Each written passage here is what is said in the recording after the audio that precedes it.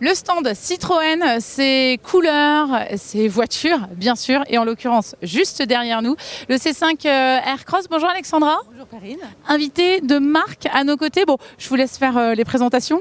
Bien sûr, alors nous avons la chance d'avoir avec nous Patrick Fontana, qui est le chef de produit C5 Aircross, qui va pouvoir un petit peu nous expliquer l'importance de ce modèle, je crois, dans la gamme Citroën aujourd'hui, en France, parce qu'elle était déjà en Chine depuis déjà quelques temps. Beaucoup, certains l'ont vu à Shanghai. Nous, pour le coup, ça y est, on le voit, et bien là à Paris.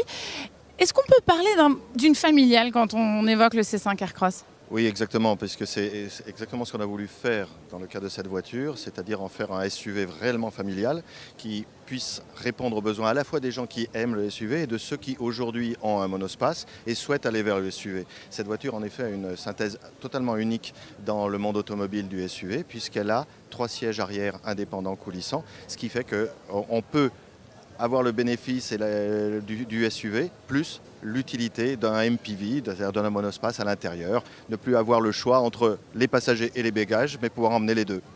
Fiche pratique Alexandra pour ce modèle-ci, en tout cas en entrée de gamme. Aujourd'hui, combien ? Quel budget faut-il mettre ? Si je ne me trompe pas, c'est 24 700 € en entrée de gamme. J'ai tout appris par cœur. Et puis, ce qui est un prix très bien positionné par rapport, par exemple, au cousin Peugeot 3008, puisque c'est un proche cousin du Peugeot 3008.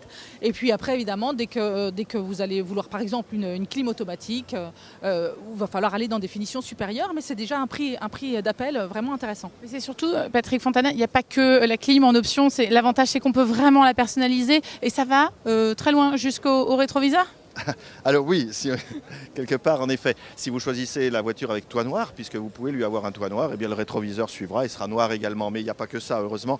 Donc la voiture est proposée en 7 teintes de caisse, ce qui n'est pas beaucoup, mais comme vous pouvez la marier avec un toit noir, quand elle n'est pas noire bien sûr, et avec les petites ponctuelles de couleurs que vous avez sur le côté, sur le bouclier ou sous les barres de toit, ça vous donne une combinatoire de 30 possibilités sur l'extérieur, ce qui est déjà plus que fait la concurrence.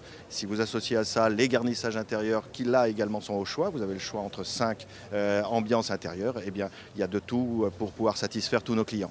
Merci en tout cas de nous avoir accordé, allez on avait dit 5 minutes. On était bon. On est parfait, merci beaucoup et très bon salon. Merci bien. À bientôt.